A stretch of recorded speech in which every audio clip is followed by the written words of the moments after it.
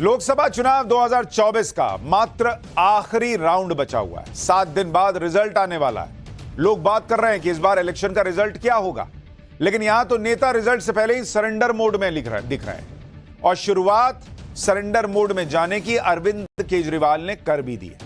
क्योंकि जो अरविंद केजरीवाल पब्लिक में यह कह रहे थे और पब्लिक से यह कह रहे थे कि उनके लिए बटन दबाओगे तो उन्हें फिर से जेल नहीं जाना पड़ेगा, वही केजरीवाल फिर से सुप्रीम कोर्ट गए और क्या बोल रहे हैं भाई? सुप्रीम कोर्ट जाकर कह रहे हैं कि उन्हें कुछ समय के लिए फिर से जेल न भेजा जाए। अब यह बात तो वही कहेगा जिसे कॉन्फिडेंस नहीं होगा कि उसकी सरकार बन भी सकती है, क्योंकि केजरीवाल तो पब्लिक के बीच बोल चुके हैं कि इधर आप बटन दबाएंगे केजरीवाल के लिए, उधर इंडी गठबंधन की सरकार का रिजल्ट आएगा और केजरीवाल को जेल जाना ही नहीं होगा। अब केजरीवाल को अगर लग रहा है कि उनको जेल जाना होगा और वो सुप्रीम कोर्ट गए हैं कि हमको मत भेजिए सर, जेल मत भेजिए, तो इसका मतलब लोगों ने बटन उनके लिए नहीं दबाया। उनको लग रहा है कि जेल जाना होगा और जेल जाना होगा, इसका मतलब मोदी जीत रहे हैं। केजरीवाल अब तक यही कह रहे थे कि 4 जून के बाद अगर इंडी गठबंधन की सरकार बन गई तो फिर उन्हें जेल नहीं जाना पड़ेगा। लेकिन अभी का स्टेटस यह है कि अरविंद केजरीवाल 1 जून तक के लिए जेल से बाहर है। फिर सुप्रीम कोर्ट के आदेश के मुताबिक 2 जून को उनको सरेंडर करके जेल जाना है। लेकिन केजरीवाल ने अब कोर्ट में नई अर्जी लगा दी है और सरेंडर के लिए 9 जून तक का टाइम मांग लिया है। सुनिए केजरीवाल ने जेल न जाने पर क्या कहा था, फिर आपको बताऊंगा कि केजरीवाल ने ऐसी क्या इमरजेंसी बताई जिसके लिए उन्हें जेल में सरेंडर करने के लिए 7 और दिन चाहिए। 2 तारीख को मेरे को वापस जाना है। 4 तारीख के नतीजे में जेल से देख रहा हूंगा। अगर आपने मेहनत की और अगर इंडिया गठबंधन जीत गया तो मैं 5 तारीख को वापस आ जाऊंगा, और अगर आपकी मेहनत में कमजोरी रह गई तो फिर देखो कब मिलेंगे। अब ये अरविंद केजरीवाल खुद कह चुके हैं कि 4 तारीख को अगर इंडी गठबंधन जीतेगा तो वो 5 तारीख को बाहर आ जाएंगे। अब जब 5 को बाहर आ ही रहे हैं तो सुप्रीम कोर्ट के पास क्यों गए हैं कि मुझे 9 तारीख तक जेल में मत भेजिए? इसका मतलब 5 को नहीं आ रहे हैं बाहर बॉस। इसका मतलब इनको समझ में आ गया है कि 4 तारीख को क्या होने वाला है। अब केजरीवाल ने जेल न जाने के लिए सुप्रीम कोर्ट से 7 दिन का और टाइम मांग लिया है और यह टाइम केजरीवाल ने अपनी सेहत का हवाला देकर मांगा है। केजरीवाल की तरफ से कहा गया है कि केजरीवाल का मेडिकल टेस्ट कराने के लिए 7 और दिन चाहिए इनको, क्योंकि अरविंद केजरीवाल का वजन 7 किलो घट गया है और केजरीवाल का वजन अब फिर से बढ़ ही नहीं रहा है। केजरीवाल को थकावट होने लगी है, उन्हें चक्कर आ रहे हैं। ये सब कोर्ट में बोले हैं भाई कि हमको टेस्ट कराना पड़ेगा, पता नहीं मेरे अंदर क्या चल रहा है, एकदम वजन बढ़ ही नहीं रहा है भाई, और चक्कर वक्कर सब आ रहा है। लेकिन इनके लॉजिक से तो 5 तारीख को ये बाहर आ रहे हैं, 4 तारीख को इंडी गठबंधन के जीतने से, तो फिर ये सब बात क्यों कह रहे हैं? क्या सरेंडर कर दिया इन्होंने रिजल्ट आने के पहले ही कि मोदी आएगा तो मोदी ही? सुप्रीम कोर्ट को दी अर्जी में अरविंद केजरीवाल की तरफ से बताया गया है कि उन्होंने कई टेस्ट कराए हैं जिससे यह पता चला है कि हाई ब्लड ग्लूकोज लेवल के अलावा उनका कीटोन लेवल भी बढ़ा हुआ है। उन्हें किडनी से जुड़ी समस्या या किडनी डैमेज होने का खतरा है। यह टेस्ट संत परमानंद अस्पताल में 20 मई को कराया गया था। चुनाव प्रचार में बिजी होने की वजह से अरविंद केजरीवाल ने 25 मई को सीएम आवास पर एक प्राइवेट हॉस्पिटल के सीनियर डॉक्टर से चेकअप करा लिया। डॉक्टर ने बताया कि अचानक से वजन गिरना और फिर से वजन न बढ़ने की कई वजह हो सकती हैं, जिसमें से कुछ वजह जानलेवा भी हो सकती है। सीनियर डॉक्टर ने अरविंद केजरीवाल को फुल बॉडी चेकअप कराने के लिए कहा है। इन टेस्ट में होल बॉडी पेट सीटी और हॉल्टर मॉनिटर टेस्ट भी शामिल है। ये टेस्ट क्या होते हैं ये आपको आगे बताऊंगा, लेकिन एक बार सुनिए अरविंद केजरीवाल की नई याचिका पर आम आदमी पार्टी ने क्या बताया है, फिर बताता हूं कि क्यों केजरीवाल को यह सब मेडिकल टेस्ट करवाने के लिए 7 जून तक का टाइम चाहिए। तुरंत ये सब टेस्ट क्यों नहीं करवा लेते केजरीवाल? जब अरविंद केजरीवाल जी ईडी की कस्टडी में थे, जुडिशल कस्टडी में थे, तो उनका 7 किलो वज़न घटा था। जब वो बाहर भी आए हैं तो डॉक्टर्स की जांच के बाद इसका अभी कारण समझ में नहीं आया है, ना ही वो वज़न फिर से उनका बढ़ा है। डॉक्टर्स ने जब टेस्ट कराए तो उनके कीटोन लेवल्स बहुत हाई निकले हैं। ये unexplained weight loss, sudden weight loss, ketones level का हाई होना किसी सीरियस बीमारी का इंडिकेटर हो सकता है, जिसमें किडनी की सीरियस प्रॉब्लम्स, यहाँ तक कि कैंसर जैसी बीमारी भी हो सकती है। तो डॉक्टर ने सजेस्ट किया है, मैक्स के डॉक्टर्स ने मुख्यमंत्री के चेकअप किए थे और उन्होंने एक एक्सटेंसिव हेल्थ चेकअप के लिए सजेशन दिया है ये चेकअप इसलिए भी अभी इमीडिएटली ज़रूरी है क्योंकि जो ये सीरियस बीमारियां होती हैं उनका अर्ली डिटेक्शन बहुत इम्पॉर्टेंट होता है। अर्ली डिटेक्शन होता है, बीमारी जल्दी पकड़ी जाती है तो इलाज जल्दी शुरू होके इंसान की तबीयत जल्दी ठीक हो सकती है। लेट डिटेक्शन होता है तो बीमारी आगे की स्टेजेस पर प्रोग्रेस कर सकती है। दुनिया को कहते हैं कि इतना जबरदस्त मोहल्ला क्लिनिक बना दिया है, इतना जबरदस्त सरकारी अस्पताल का सिस्टम दिल्ली में कर दिया है कि वर्ल्ड क्लास सिस्टम है, और खुद मैक्स में चेकअप करा रहे हैं। खुद मोहल्ला क्लिनिक में नहीं गए, खुद सरकारी अस्पताल में भी नहीं गए, मोहल्ला क्लिनिक में भी नहीं गए, मैक्स में जाके चेकअप कराया। मैक्स के डॉक्टर ने किया, खुद बोल रही है भाई। तो इतना बढ़िया सिस्टम है तो उन्हीं लोगों से कराना था। जिस तरह की बातें केजरीवाल के लोग कर रहे हैं उससे तो यही लग रहा है कि केजरीवाल का मामला लेकिन गंभीर मेडिकल इमरजेंसी का है, और अगर ऐसा है तो इसे तत्काल डॉक्टर्स को दिखाना चाहिए, तत्काल इलाज करवाना चाहिए अरविंद केजरीवाल। लेकिन केजरीवाल तो ऐसा कुछ नहीं कर रहे। केजरीवाल को तो अपनी सीटों की फिक्र है। केजरीवाल के लोग बता रहे हैं कि केजरीवाल बहुत बीमार हैं, लेकिन केजरीवाल तो ताबड़तोड़ प्रचार में जुटे हैं। केजरीवाल का पूरा फोकस इस वक्त पंजाब पर है। एक दिन में केजरीवाल पंजाब के 3-3 शहर जा रहे हैं और वहां पर अपनी पार्टी का प्रचार कर रहे हैं। आज उन्होंने पहले अमृतसर के व्यापारियों के कार्यक्रम में हिस्सा लिया, फिर बठिंडा में पंजाब के सीएम के साथ प्रेस कॉन्फ्रेंस की, और फिर शाम को जालंधर में रोड शो किया। यानी एक एक दिन में केजरीवाल कई चुनावी कार्यक्रम में हिस्सा ले रहे हैं। अब अगर उनका वजन नहीं बढ़ रहा, उनको चक्कर आ रहे हैं, उनको कमजोरी महसूस हो रही है, तो ये सब करने की बजाय उनको पहले चेकअप कराना चाहिए। चुनाव तो आते जाते रहते हैं, लेकिन सेहत पहले जरूरी है केजरीवाल जी। जिस तरह से केजरीवाल चुनाव प्रचार कर रहे हैं उससे उनकी गंभीर बीमारी वाली बात मैच नहीं करती। लेकिन अगर केजरीवाल की मेडिकल कंडीशन वाकई ठीक नहीं है तो फिर उन्हें घर पर रहना चाहिए, ना कि इस तरह से घूम घूम कर प्रचार करना चाहिए। क्योंकि सीटें तो आती जाती रहेंगी, सरकारें बनती बिगड़ती रहेंगी, सीटें कुछ ज्यादा या कम होती रहेंगी, लेकिन सेहत ऐसी चीज है जिससे कॉम्प्रोमाइज नहीं होना चाहिए। केजरीवाल जी, आप जैसा नेता देश को कहां मिलेगा? अपनी सेहत का ध्यान रखिए सर। लेकिन लग ऐसा रहा है कि केजरीवाल को इस वक्त सिर्फ चुनाव जीतने की परवाह है, इसलिए जब उनसे सुप्रीम कोर्ट में नई अर्जी के बारे में सवाल हुआ तो नाराज हो गए। देखिए, उनकी तो तहे दिल से इच्छा है कि केजरीवाल मर जाए। मैंने 7 दिन तक केवल अपने टेस्ट कराने के लिए, क्योंकि मेरा वजन 7 किलो, आपको वैसे ही दिख रहा होगा, जो लोग मेरे को जानते हैं कि वजन बहुत ज्यादा गिर गया। 7 किलो वजन अगर किसी व्यक्ति का 1 महीने में गिर जाए बिना किसी कारण के तो ये बहुत सीरियस प्रॉब्लम होती है। तो डॉक्टर्स ने कहा है, बहुत सारे टेस्ट्स लिखे हैं, 1 ही हफ्ता मैंने मांगा है कि 1 हफ्ते के अंदर मैं अपने सारे टेस्ट करा लूंगा। ऐसा हो सकता है अनएक्सप्लेन्ड वे अंदर चल रही हो और पता ना चले, और बाद में फेज 2 फेज 3 में पहुंच जाए बीमारी, जब बहुत लेट ना हो जाए। तो डॉक्टर्स ने कहा है कि ये सारे अगर टेस्ट हो गए तो कम से कम पता चल जाएगा कि अंदर कुछ सीरियस नहीं देना। अरविंद केजरीवाल ने अपनी अर्जी में खुद ये माना है कि जिन डॉक्टर्स ने जांच की वो ये मान रहे हैं कि अरविंद केजरीवाल की हालत गंभीर है, किडनी डैमेज होने का भी खतरा है, जानलेवा बीमारी हो सकती है। ये सब वो खुद बता रहे हैं। डॉक्टरों ने अरविंद केजरीवाल को अन्य जांच के साथ 2 अहम टेस्ट कराने के लिए कहा है, जिसमें एक होल बॉडी पेट सीटी स्कैन है, जिसमें यह पता चलता है कि शरीर के किस अंग में क्या परेशानी है। यह एक तरीके से पूरे शरीर को स्कैन करने जैसा है। इस टेस्ट में आधे से 1 घंटे का वक्त लगता है, मात्र आधे से 1 घंटे का वक्त। एक टेस्ट है हॉल्टर मॉनिटर टेस्ट। इसमें आम दिनचर्या के दौरान ही मरीज के शरीर पर कई डिवाइस लगा दिए जाते हैं। यह डिवाइस पल्स रेट और बाकी चीजें मॉनिटर करता है। इसे लंबे वक्त तक लगाना होता है। डॉक्टरों के मुताबिक अरविंद केजरीवाल का कीटोन लेवल बढ़ा हुआ है।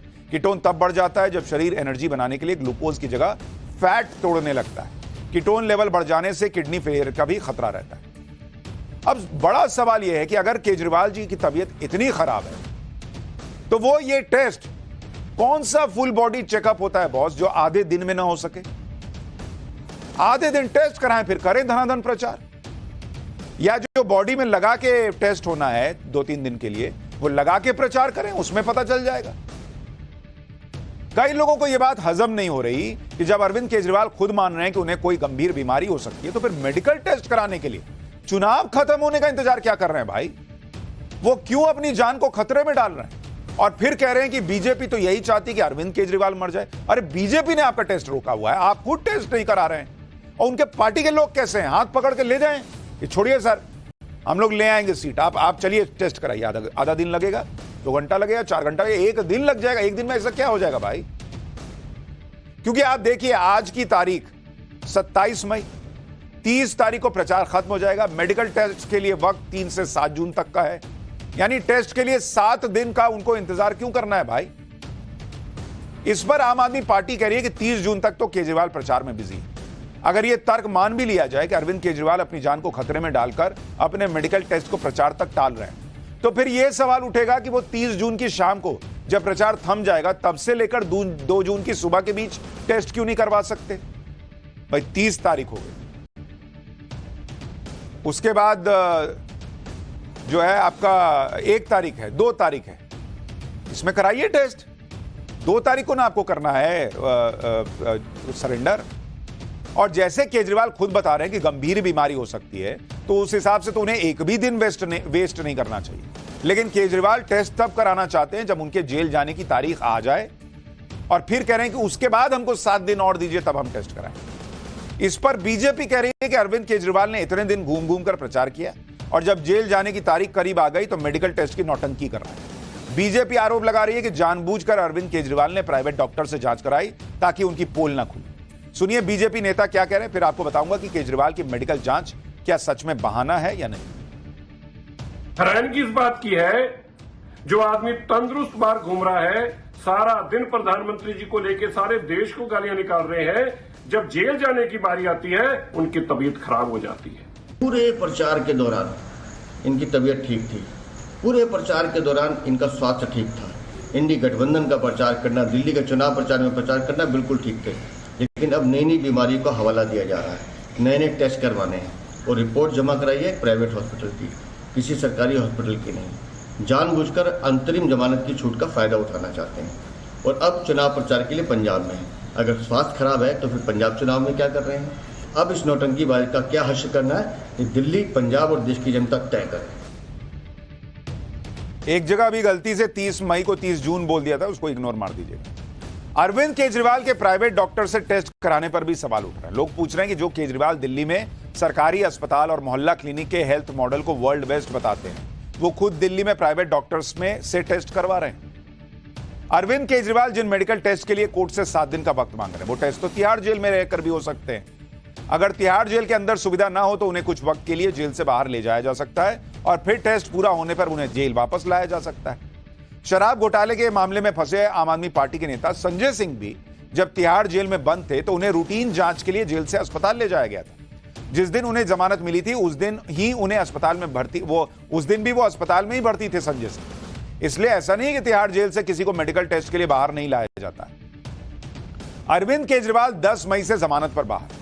आप ये देखिए कि जिस तरह अरविंद केजरीवाल खुद को बीमार बता रहे हैं, उसके बावजूद वो 10 मई से कितना प्रचार कर चुके हैं। भाई वो कह रहे हैं मेरा वजन गिर रहा है, मुझे चक्कर आ रहे हैं, मेरी तबीयत ठीक नहीं है। तो सवाल उठ रहा है कि भाई ये क्या हो रहा है। अगर आप देखेंगे केजरीवाल उन्होंने क्या क्या किया है अभी इस बार के चुनाव में, रोड शो प्लस नुक्कड़ सभा, ये अभी तक अरविंद केजरीवाल जब से जेल से बाहर आए, जमानत नहीं, कोई लोग कह रहे परोल है, कोई कह रहे जमानत है, तो 32 प्लस कर चुके हैं, 32 प्लस। सभा कितनी कर चुके हैं अरविंद केजरीवाल? 32 प्लस सभा भी कर चुके हैं। इसमें पीसी यानी प्रेस कॉन्फ्रेंस जो करते हैं प्लस रैली मिला दीजिए तो वो 20 प्लस है। इसके अलावा इंटरव्यू 12 इंटरव्यू दे चुके हैं, 12।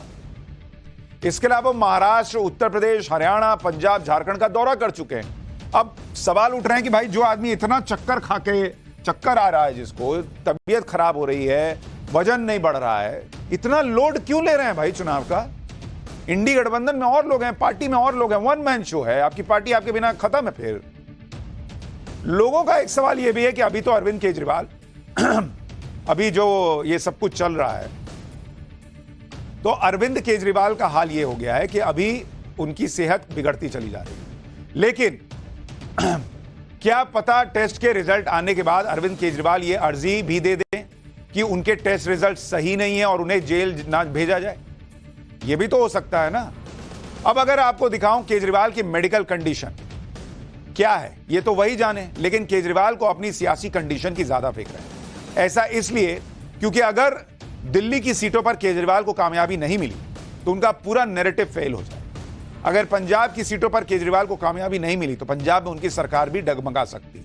इसलिए केजरीवाल ने दिल्ली में पूरा जोर लगाया है, फिर पंजाब में पूरा जोर लगा रहे हैं कि पंजाब में उन्हें मन मुताबिक सीटें मिलें।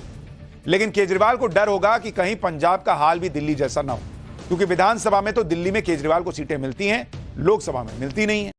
पंजाब में लोकसभा की 13 सीटें हैं और 2019 के चुनाव में केजरीवाल की पार्टी को पंजाब में सिर्फ 1 सीट मिली। पंजाब में केजरीवाल को इसलिए भी ज्यादा जोर लगाना पड़ रहा है क्योंकि यहां बीजेपी के साथ साथ केजरीवाल की सीधी फाइट इंडी गठबंधन की कांग्रेस से ही है। अब अगर मान लीजिए केजरीवाल जी को जेल जाना पड़ गया, दिल्ली और पंजाब में सीटें नहीं आई, तो पार्टी टूटने का खतरा और बढ़ जाएगा ना, इसलिए भी पूरा जोर लगा रहे हैं।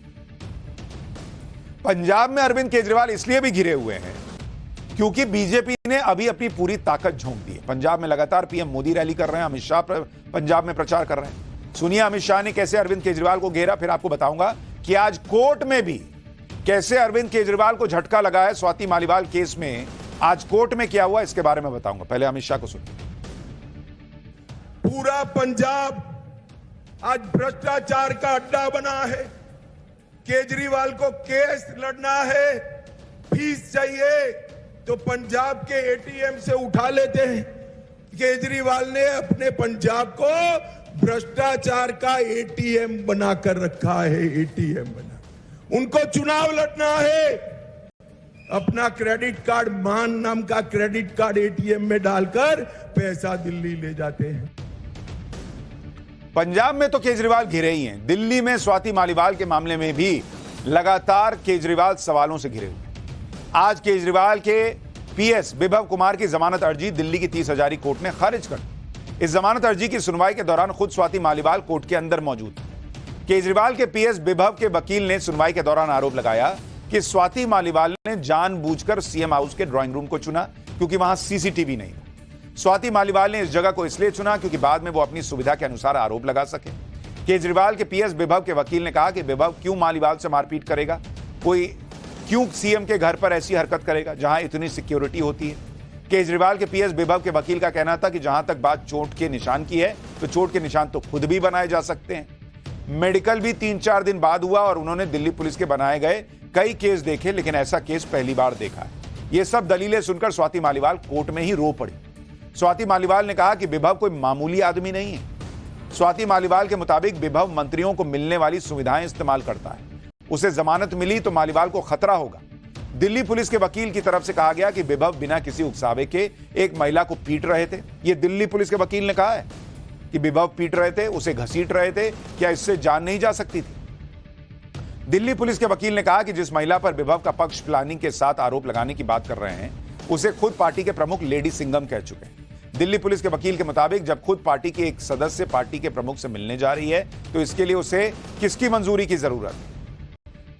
यानी वहां भी अरविंद केजरीवाल को लेकर जो सवाल उठ रहे हैं वो खत्म नहीं हुए क्योंकि विभव को जमानत नहीं दी कोर्ट को कुछ तो दिखा होगा, तभी कोर्ट ने जमानत नहीं दी। यानी केजरीवाल की मुश्किलें चुनाव के बीच खत्म होती नहीं दिख रही। लेकिन जिस तरह से वो कह रहे हैं कि भाई और थोड़ा वक्त दे दीजिए जज साहब, जेल मत भेजिए, इससे तो लग रहा है कि उनको लग रहा है पब्लिक ने वोट नहीं दिया और वो 5 को बाहर नहीं आने वाले। लेकिन 1 को क्या होने वाला है। पाठशाला में अब अगली क्लास। लोकसभा चुनाव के फाइनल राउंड में मोदी को कितनी सीटें आनी तय। खटाखट फटाफट के बीच काशी में ऐसा क्या हो रहा कि सब हो जाएंगे सफाचट। यूपी, बिहार, बंगाल फाइनल वोटिंग के दिन क्या कमाल होने वाला है। यानी चुनाव से जुड़ी हुई सारी खबरों का चैनल।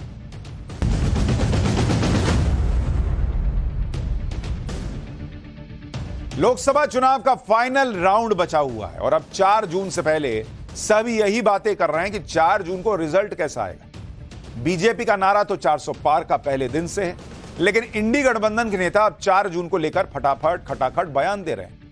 अगर आप दोनों तरफ के दावों को देखें तो राहुल गांधी कह रहे हैं कि 4 जून के बाद जनता के मजे ही मजे हैं, लोगों के खाते में खटाखट पैसा आएगा, यह राहुल गांधी दावा कर रहे हैं। वहीं पीएम मोदी कह रहे हैं कि पंजा और साइकिल के सपने टूट के बिखर जाएंगे, खटाखट खटाखट। अमित शाह कह रहे हैं कि केजरीवाल जेल जाएंगे और राहुल विदेश जाएंगे।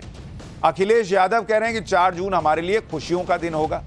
हिमंता बिस्वा शर्मा कह रहे हैं कि तेजस्वी गाने की बहुत प्रैक्टिस किए हैं जो 4 जून के बाद काम आएगी। प्रधानमंत्री मोदी कह रहे हैं कि 4 जून के बाद इंडी गठबंधन खटाखट टूट जाएगा। यानी हर कोई 4 तारीख को लेकर अपने अपने दावे कर रहा है। प्रचार का पूरा नैरेटिव खटाखट फटाफट सफाचट पर आ गया। इंडी गठबंधन जिस तरह से अटैक करता है, पीएम मोदी की तरफ से वैसा ही जवाब भी आता है। एक बार सुनिए ये खटाखट फटाफट टकाटक वाली बयानबाजी, फिर आपको पीएम मोदी के संसदीय क्षेत्र वाराणसी का माहौल बताता हूं, जहां आखिरी फेज के चुनाव का सेंटर पॉइंट बन गया है।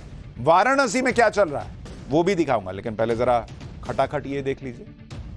खटाखट खटाखट खटाखट, क्या मोदी जी को रास्ता दिखा दे? खटाखट खटाखट खटाखट।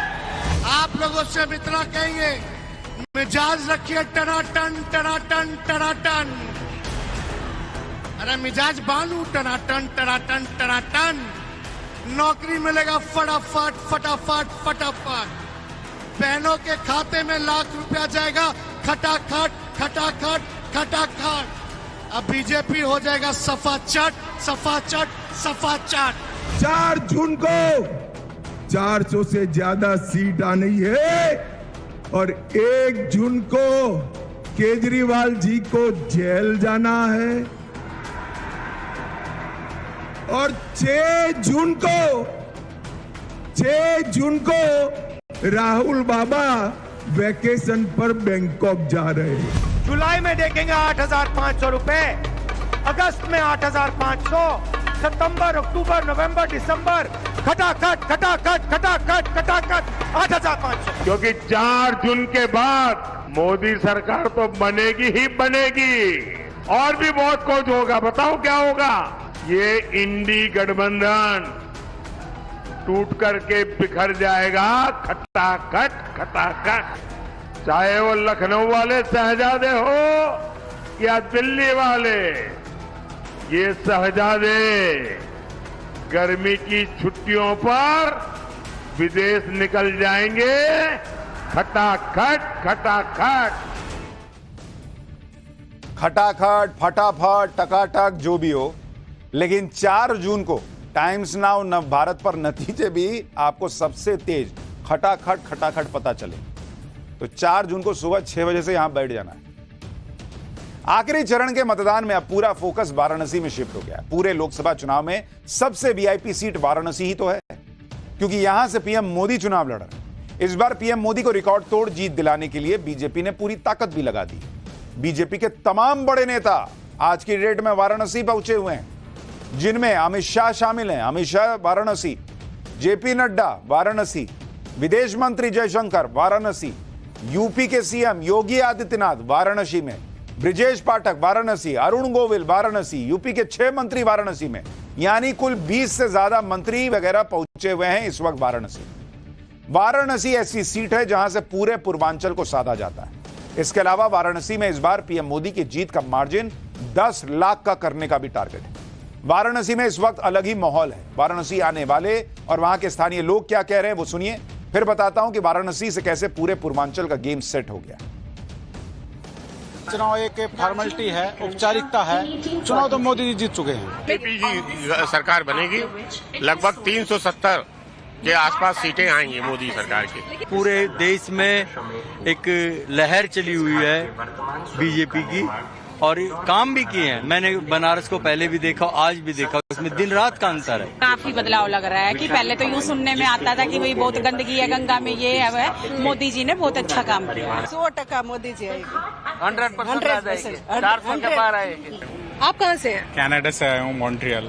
पर मुझे अभी लगता है कि मैंने गलती किया देश छोड़ के। देश वापस आना चाहिए। देश बहुत तरक्की किया है, चारों तरफ डेवलपमेंट ही दिख रहा है। कितना बदला है बनारस? बहुत बदल गया है, बहुत सब बदल गया है। क्या क्या बदला है? बहुत घाट सब साफ सफाई हो गया है। लग रहा है कि अपना मोदी सरकार फिर से आने वाला है। हम तो खुश हैं क्योंकि हम देख रहे हैं बनारस को अपने आंखों से बदलता हुआ देखा मैंने। और देखा इसलिए क्योंकि जब मैं ऑटो चलाता था वाराणसी के अंदर में, यहाँ का सड़कें, यहाँ का कहीं भी घुसना हो तो अंदर कोई गली के अंदर ट्रक नहीं घुस पाता था, क्योंकि जो बिजली का खंभा है, तार है, वो सब पहले बहुत बिगड़ा हुआ था। उस पे काम हुआ, नाला सीवर का काम हुआ, घर घर पानी पहुंचा है। पहले भी पानी का सुविधा था, लेकिन उसको और अच्छे तरीके से काम किया गया है। और बात करें रोड का, तो रोड भी एकदम फर्स्ट क्लास बन चुका है। सच है, क्योंकि यहाँ का जो विकास हुआ है पिछले 5-7 सालों में, 10 सालों में रोड इंफ्रास्ट्रक्चर और घाटों का, तो पहले से कुछ तो सुधार हुआ है। काम के यहाँ पर है तो ही रहेगा ना, जो यहाँ काम करेगा, जो यहाँ काम करेगा, जो विकास के वही ना रहेगा। वाराणसी में लोग मोदी मोदी कर रहे हैं, कह रहे हैं वाराणसी को बदल दिया है, चमका दिया है नरेंद्र मोदी ने। वाराणसी में अगर टीम मोदी पूरी ताकत से जुटी है तो इंडी गठबंधन भी अपना जोर लगा रहा है। इंडी गठबंधन से कांग्रेस को यह सीट मिली हुई है। कांग्रेस ने यहां से अपने यूपी के अध्यक्ष अजय राय को वाराणसी में चुनावी मैदान में उतार दिया। अजय राय के प्रचार के लिए वाराणसी में प्रियंका वाड्रा और डिंपल यादव का रोड शो भी हो चुका है। वाराणसी की गली गली जाकर प्रियंका और डिंपल ने वोट मांगे थे।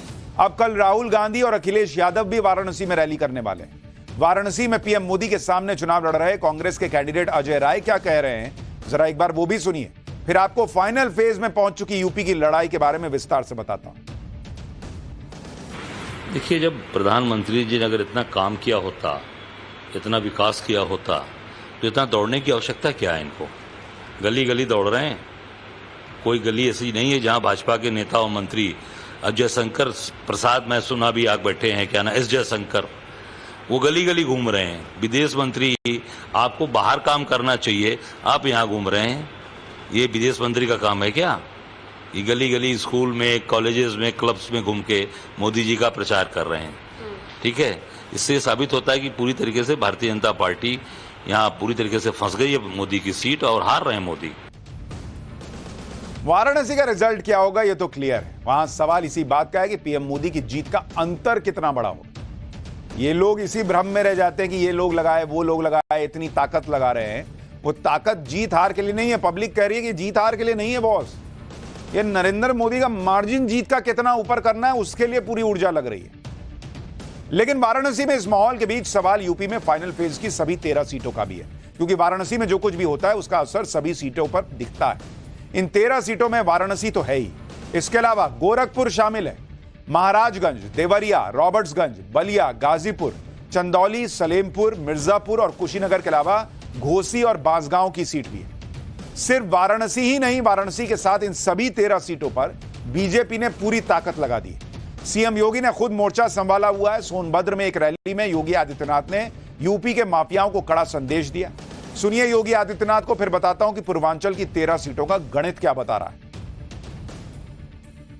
जितने बड़े माफिया थे उनके संपत्ति को वापस ले रहे हैं, माफिया को मिट्टी में मिला रहे हैं और उनके द्वारा गरीबों की संपत्ति पर जो कब्जा किया गया है उस संपत्ति पर आज गरीबों के लिए आवास बन रहे हैं, हाई राइज बिल्डिंग बन रही है। पहले माफिया भगाता था पुलिस को भी, बेटी को भी और व्यापारी को भी, और आज माफिया गले में तख्ती लटका के घूमता, कहता साहब जान बख्श दो एक बार बस। हमने कहा नहीं, तुम गरीबों के शोषक हो, तुम्हारा वही हाल होगा जिसके तुम हकदार हो। पिछली बार पूर्वांचल में विपक्ष ने कुछ सीटें निकाल ली थी क्योंकि समाजवादी पार्टी और बीएसपी का गठबंधन था, लेकिन इस बार तो यह गठबंधन भी नहीं है, तो बीजेपी के लिए रास्ता बिल्कुल क्लियर बताया जा रहा है। फाइनल फेज की 13 सीटों में 2019 के अगर आप नतीजे देखेंगे, जिन 13 यूपी की 13 सीटों पर फाइनल फेज में वोटिंग होनी है, यूपी 13 सीट, इनमें पिछली बार 2019 में क्या हुआ था जरा इसको समझ लीजिए तो आपको पता चलेगा कि इस बार क्या स्थिति है। यह पूर्वांचल की 13 सीटें, इनमें एनडीए को पिछली बार 11 सीट जीती थी और बीएसपी जो है उसके खाते में 2 सीट आई थी, 2 सीट, घोसी और गाजीपुर की, यानी कांग्रेस को यहां 1 सीट नहीं आई थी। अगर आप ये देख लें तो आपको अपने आप में समझ में आ जाएगा कि जब बीएसपी सपा का गठबंधन 2 सीट जीत पाया तो इस बार गठबंधन नहीं होने पर क्या स्थिति होगी। 7वें और फाइनल फेज में कुल 57 सीटों पर वोटिंग होगी। इनमें उत्तर प्रदेश की 13 सीटों के अलावा पंजाब की सभी 13 सीटों पर मतदान होना है, बंगाल की 9 सीट है, इसमें बिहार की बची हुई 8 सीटें हैं, ओडिशा की 6 सीटों पर मतदान होगा, हिमाचल प्रदेश की 4 सीटों पर वोटिंग है, झारखंड की 3 पर, चंडीगढ़ की 1 सीट पर भी वोटिंग होनी है। चुनाव में हर चरण के मतदान के बाद बीजेपी दावा करती आई है कि वो कितनी सीटें पार कर चुकी है। अमित शाह ने आज दावा किया है कि 5 चरण के बाद बीजेपी 310 के पार जा चुकी है, यानी बहुमत से बहुत आगे। सुनिए अमित शाह को, फिर बताता हूं कि आखिरी चरण से पहले कांग्रेस ने अपनी सीटों को लेकर क्या दावा ठोका। 6 चरण का चुनाव समाप्त हो गया है। मेरे पास 5 चरण का आंकड़ा है। जानना चाहते हो क्या? अरे जोर से बोलो, जानना चाहते हो तो सुन लो। 5 चरण में मोदी जी 310 सीटें पार कर चुके हैं। ये छठा हो गया, 7वां होने वाला है। आप लोगों को 400 पार कराना है, 400 पार। अमित शाह ने जो आंकड़ा बताया है उसमें छठे और 7वें चरण को काउंट नहीं किया। अगर इन दोनों को काउंट कर लें तो अमित शाह का दावा 400 के पार हो जाता है। लेकिन इंडी गठबंधन भी दावा करने लगा है कि 400 नहीं तो 350 सीटें तो इंडी गठबंधन की आएंगी। कांग्रेस के नेता जयराम रमेश ने कह दिया कि इंडी गठबंधन अब तक 272 सीटों को क्रॉस कर चुका है और कुल 350 सीट जीतने की तरफ बढ़ रहा है। अब किसका दावा सही होगा तो इसका तो पता 4 जून को चलेगा, लेकिन 4 जून से पहले एक फाइनल लड़ाई बाकी है और इस फाइनल लड़ाई में भी बीजेपी और एनडीए और इंडी गठबंधन पर बहुत भारी है। जैसे आप बिहार को देख लीजिए, बिहार के 8 सीटों पर मतदान हो रहा है लास्ट फेज में और इन 8 सीटों पर बीजेपी से ज्यादा इंडी गठबंधन के लिए चुनौती है, क्योंकि बिहार की ये 8 सीटें एनडीए गठबंधन का गढ़ है। 2014 में इन 8 में से 7 सीटें बीजेपी ने जीती थी, 1 सीट जेडीयू के पास गई थी। 2014 में तब जेडीयू एनडीए का हिस्सा नहीं थी, तब भी बीजेपी 7 जीती थी। फिर 2019 में एनडीए ने सभी 8 सीटें जीत ली थी। इसमें से बीजेपी के पास 5 और जेडीयू के पास 3 सीटें गई थी, क्योंकि गठबंधन था। 2019 में इन दोनों ने गठबंधन के साथ 8 की 8 सीटें लपेट ली थी। बिहार की 8 सीटों के लिए राहुल गांधी और तेजस्वी यादव इस बार पूरी ताकत लगा रहे हैं। राहुल गांधी तो बिहार में एक दिन में 3-3 रैलियां कर दे रहे हैं। पटना, बख्तियारपुर और दरियापुर में राहुल इंडी गठबंधन के लिए प्रचार कर रहे हैं। वहीं तेजस्वी भी पूरा जोर लगा रहे हैं कि 2019 की तरह 0 सीट वाला मामला फिर से ना हो जाए। राहुल गांधी तो कह रहे हैं कि यूपी और बिहार में इंडी गठबंधन का तूफान आ रहा है। राहुल ने फिर से कहा कि लिख के रख लो, नरेंद्र मोदी प्रधानमंत्री नहीं बनने वाले। सुनिए राहुल गांधी को, फिर बताता हूं कि 1 जून के लिए इंडी गठबंधन का प्लान क्या है। भाई और बहनों, तूफान आ रहा है। उत्तर प्रदेश में और बिहार में इंडिया गठबंधन का तूफान आ रहा है। मैं आपको बता रहा हूं, एक बात लिख के ले लो, नरेंद्र मोदी हिंदुस्तान के प्रधानमंत्री नहीं बनने जा रहे हैं। ये गारंटी करके ले लो। राहुल गांधी बात तो सही कह रहे हैं कि तूफान आ रहा है, लेकिन वो तूफान बिहार नहीं बल्कि बंगाल में आ रहा है। उसके बारे में अभी आपको आगे चैप्टर बताने वाला हूं, लेकिन पहले 1 जून के लिए इंडी गठबंधन का प्लान सुन लीजिए। कांग्रेस अध्यक्ष खड़गे साहब ने 1 जून को इंडी गठबंधन की बैठक बुलाई। चुनाव नतीजे आने से पहले ही इंडी गठबंधन की अहम बैठक होगी। बैठक में चुनाव को लेकर सभी दल अपनी रिपोर्ट पेश करेंगे। अखिलेश, तेजस्वी, एमके स्टालिन जैसे नेता बैठक में शामिल हो सकते हैं। हालांकि ममता बनर्जी ने इंडी गठबंधन की इस बैठक से दूरी बना ली है। ममता बनर्जी इस बैठक में शामिल नहीं होंगी। ममता ने कहा है कि मतदान खत्म होने में रात 10 बज जाता है, तो वो चुनाव छोड़कर कैसे जा सकती है। तो इंडिया टीम तो 1 तारीख में ही मीटिंग कर दिया था। मैंने बोला देखो 1 तारीख मैं नहीं जा सकती हूँ कि हमारा इधर में 10 सीट का चुनाव है। वो दिन पंजाब में भी चुनाव है लगता है, वो दिन और सारी जगह में चुनाव है, यूपी में भी है। चलो यूपी तो उसका स्टेट है, लेकिन अखिलेश तो है, बिहार में भी है। और चुनाव चलते हैं 6 बजे तक, जो लाइन में खड़ा होता है उसका वोट खत्म होना रात 10 बज जाता है। तो हम कैसे छोड़ के चले जाएगा।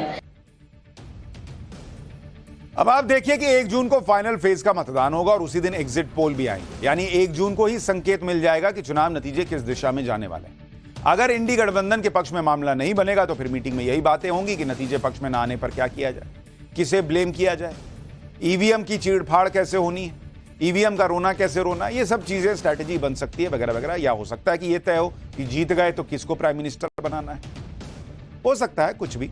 पाठशाला में उस तूफान का चैप्टर जो ट्रेन तक को उड़ाकर ले जाने वाला था, क्या बंगाल और बांग्लादेश की उस तबाही का चैप्टर जिसकी चपेट में 1.5 करोड़ घर आ गए।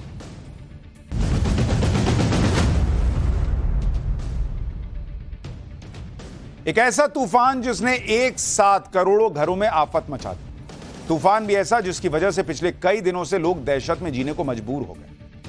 आपको उस जगह की बात बताऊंगा जहां 1.5 करोड़ से ज्यादा लोगों के घरों में बिजली गुल हो गई। ऐसा तूफान आया जो अपने रास्ते में आने वाले मकानों की छत, पेड़ और बिजली के खंभों को उखाड़ता चला गया, जिसकी वजह से एयरपोर्ट बंद हो गए, ट्रेनों के पहियों को जंजीर से बांधना पड़ गया। इस तूफान का नाम है रेमल। तूफान को यह नाम दिए जाने की वजह भी आगे बताऊंगा। पहले देखिए इस तूफान ने बंगाल और बांग्लादेश में कैसे तबाही मचाई। रेमल तूफान की वजह से पश्चिम बंगाल में 135 किलोमीटर प्रति घंटा से ज्यादा की रफ्तार से हवाएं चली। बंगाल के अलग अलग इलाकों में तूफान की वजह से 200 से ज्यादा पेड़ और बिजली के खंभे उखड़ गए। कोलकाता एयरपोर्ट को 21 घंटे तक बंद रखना पड़ा। इस दौरान करीब 400 फ्लाइट्स कैंसिल हुई। बांग्लादेश में भी तूफान का जबरदस्त असर देखने को मिला। बांग्लादेश में तूफान की वजह से समुद्र के किनारे बसे 30,000 घर तबाह हुए। रेमल तूफान की वजह से बांग्लादेश में 10 लोगों की मौत हो गई। बांग्लादेश में तूफान की वजह से करीब 1.5 करोड़ घरों की बिजली तक गुल हो गई। रेमल तूफान से बंगाल में मची तबाही की तस्वीरें आगे दिखाऊंगा, लेकिन सबसे तेज हवाओं के साथ मूसलाधार बारिश शुरू हो गई। तूफान की वजह से चल रही हवाओं की रफ्तार का अंदाजा हावड़ा रेलवे स्टेशन से आई इन तस्वीरों को देखकर लगाया जा सकता है। जहां तूफान की वजह से ट्रेन प्लेटफॉर्म से आगे न बढ़ जाए, इसके लिए ट्रेन के पहियों को लोहे की जंजीर से बांधना पड़ गया। कि मतलब ऐसा लग रहा था जैसे उड़ा के ना ले जाए, मतलब उड़ा के मतलब ऐसे पूरा उड़ा के नहीं, लेकिन गति ना दे दे और ये आगे ना निकल जाए ट्रेन के डिब्बे। इतना मैसिव तूफान। कोलकाता एयरपोर्ट पर तो तूफान की ऐसी मार पड़ी कि रनवे पर बारिश का पानी भर गया, जिसकी वजह से 21 घंटे तक एयरपोर्ट ही बंद करना पड़ गया। बंगाल में कई जगहों पर तूफान की वजह से बड़े बड़े पेड़ गिरने से कई घरों को नुकसान पहुंचा। कोलकाता में एक दीवार गिरने से 4 लोगों की मौत की भी खबर आई। यह भी जान लीजिए कि बंगाल और बांग्लादेश में तबाही मचाने वाला यह तूफान किस रास्ते से होता हुआ बंगाल पहुंचा और इसका आगे का रास्ता क्या है। 22 मई को बंगाल की खाड़ी में यह तूफान उठा। इसके बाद यह तूफान तेजी से बांग्लादेश और पूर्वोत्तर भारत की तरफ बढ़ने लगा। रविवार यानी 26 मई को तूफान पश्चिम बंगाल और बांग्लादेश के समुद्री तट के करीब पहुंचा, जिसकी वजह से कई इलाकों में भारी बारिश शुरू हो गई। करीब 135 किलोमीटर प्रति घंटे की रफ्तार से हवाएं चली। आज पश्चिम बंगाल और बांग्लादेश के तटीय इलाकों से टकराने के बाद तूफान कमजोर हो गया और अब यह असम और त्रिपुरा की तरफ बढ़ चुका है। हालांकि रेमल तूफान की वजह से पश्चिम बंगाल और बांग्लादेश में उतना नुकसान नहीं हुआ जितने नुकसान की आशंका जताई जा रही थी। इसकी वजह रही तूफान से निपटने की तैयारियां। पश्चिम बंगाल में तूफान प्रभावित इलाकों से पहले ही 1 लाख से ज्यादा लोगों को सुरक्षित ठिकानों पर भेज दिया गया, जबकि बांग्लादेश में भी समुद्र के किनारे बसे जिलों से करीब 8 लाख लोगों को शेल्टर होम पहुंचाया गया। वहीं भारत में खुद प्रधानमंत्री नरेंद्र मोदी तूफान से निपटने की तैयारियों को मॉनिटर करते रहे। दिल्ली में पीएम मोदी ने हाई लेवल की बैठक की। तूफान के अलर्ट को देखते हुए केंद्र सरकार ने बंगाल में एनडीआरएफ की 14 टीमें तैनात की थी। तूफान के बंगाल से समुद्री तट से टकराने के बाद मची तबाही के बाद एनडीआरएफ की टीम रेस्क्यू ऑपरेशन में जुट गई। तूफान की वजह से सड़कों और मकानों पर गिरे पेड़ों को हटाने का काम शुरू कर दिया गया। हालांकि आज बंगाल और बांग्लादेश के तटीय इलाकों से टकराने के बाद तूफान कमजोर पड़ गया और रेमल तूफान से निपटने की तैयारियों पर एनडीआरएफ के डीआईजी ने क्या कहा है वो सुन लीजिए, फिर बताता हूं कि कोस्ट गार्ड की टीम ने भी तूफान आने से पहले कैसे लोगों को अलर्ट किया। अभी लैंडफॉल के बाद इसकी अभी जो मूवमेंट है ये लैंड पर हो रहा है और आगे जाकर के फिर ये फर्दर वीकेंड होगा ये, तो उसके बाद उसकी स्पीड कम होगी। हालांकि इसमें तेज बारिश की काफी संभावना रहती है जिससे क्षति पहुंच सकती है, इसलिए आसाम में और त्रिपुरा में भी अलर्ट जारी है और वहां पर हमारी एनडीआरएफ की टीमें भी मौजूद हैं और किसी भी हादसे के लिए तैयार हैं। एक तरफ एनडीआरएफ की टीम तूफान आने के बाद रेस्क्यू ऑपरेशन में जुट गई, तो वहीं दूसरी तरफ इंडियन कोस्ट गार्ड की टीम भी तूफान के बंगाल के समुद्री तट पर पहुंचने से पहले लगातार लोगों को अलर्ट करने में जुटी रही। प्लेन की मदद से कोस्ट गार्ड की टीम ने समुद्र में मौजूद लोगों को जल्द से जल्द नजदीक के पोर्ट पहुंचने की चेतावनी दी। सावधान सावधान सावधान, ये जानकारी आपको भारतीय तटरक्षक की तरफ से दी जा रही है। समुद्र में तूफान आ रहा है, आपसे अनुरोध है कि आप नजदीकी बंदरगाह की तरफ चले जाएं। सावधान सावधान सावधान। तो वहां लोगों को सावधान पहले से किया गया, जिसकी वजह से तूफान तो आया लेकिन लोगों की जिंदगी में तूफान नहीं आया।